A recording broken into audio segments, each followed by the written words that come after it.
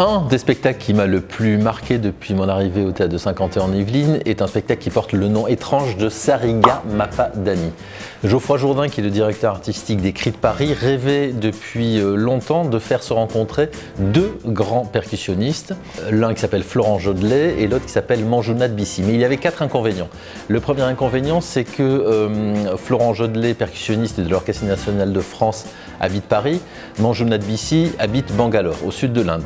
Deuxième inconvénient, c'est que l'un est de culture écrite, Florent Jodelet, et l'autre est de tradition orale, Manjounat Bissi étant un grand maître des tablas, les percussions indiennes. Troisième inconvénient, c'est qu'ils ne se connaissaient pas du tout, qu'ils n'avaient jamais entendu parler l'un de l'autre. Et puis le quatrième inconvénient, c'est que nous étions en pleine crise sanitaire.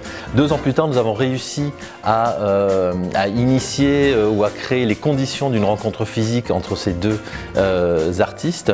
Ça a été des semaines de répétition qui ont débouché sur un magnifique concert qui a été donné lors du premier été culturel dans la très belle grange de Port-Royal des Champs. Et les 200 personnes qui ont assisté à ce magnifique concert se sont rendues compte que l'enjeu finalement n'était pas uniquement artistique, mais dépassé largement à l'artistique. C'était un enjeu de rencontre entre deux cultures très différentes, mais une rencontre qui n'aurait été rendue possible, qui n'a été rendue possible que grâce à la curiosité, à l'envie de partage, à la générosité et puis à l'immense qualité musicale de ces deux grands maîtres des percussions. Ce spectacle m'a marqué parce qu'il résume à lui seul la raison, une des raisons ou les raisons pour lesquelles on fait ce métier, à savoir que ce métier dépasse largement l'artistique, ça c'est la première chose. Et c'est certainement pour cela que nous l'aimons et c'est aussi pour ça que nous y consacrons autant de temps. Le spectacle qui m'a le plus marqué depuis que je suis arrivée au Théâtre de Saint-Quentin, ça a été L'Absolu de Boris Gibet. Donc un spectacle de cirque, et ce qui m'a en fait le plus marqué dans ce spectacle, c'est le dispositif et la poésie en fait qui se dégageait de cette performance. Donc ça a été super, une expérience incroyable.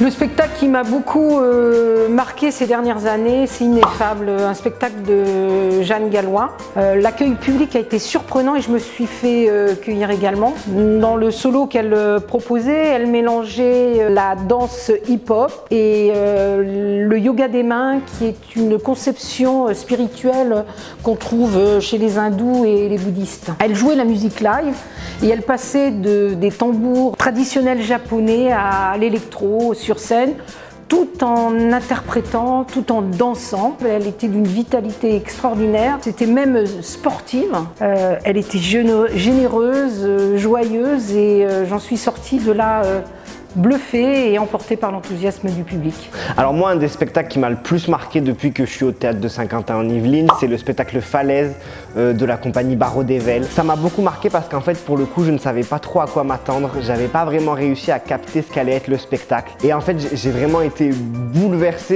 et vraiment surpris par ce mélange entre théâtre, danse et cirque, puis surtout ces décors monumentaux qui se désagrègent au fur et à mesure du spectacle. Je pense que ça a attiré pas mal de curieux qui, comme moi, ne savaient pas trop à quoi s'attendre. Et finalement, bah voilà, on a tous été vraiment émerveillés. Le spectacle qui m'a le plus marqué depuis quand je suis au TSQY, c'est La tendresse de Julie Berès. En fait, elle arrive à mettre en scène un portrait de l'homme d'aujourd'hui, qui se retrouve encore emprisonné dans la société patriarcale, mais qui en même temps, il a envie de montrer ses faiblesses, ses fragilités, aussi de se rapporter à la société différemment, sans jugement. C'était un propos très touchant. Elle a réussi vraiment à mettre en avant toutes les facettes qu'on peut les trouver du coup dans un homme et qui parfois doivent être cachées. Ce qui m'a beaucoup touchée aussi, c'était l'ambiance qu'il y avait dans la salle. La représentation à laquelle j'ai assisté, il y avait beaucoup d'adolescents, il y avait beaucoup de classes de lycéens. Et les voir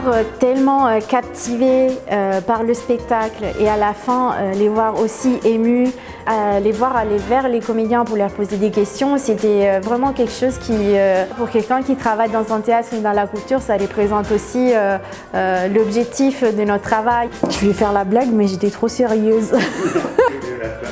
Et pas parce que je me fais draguer par le comédien.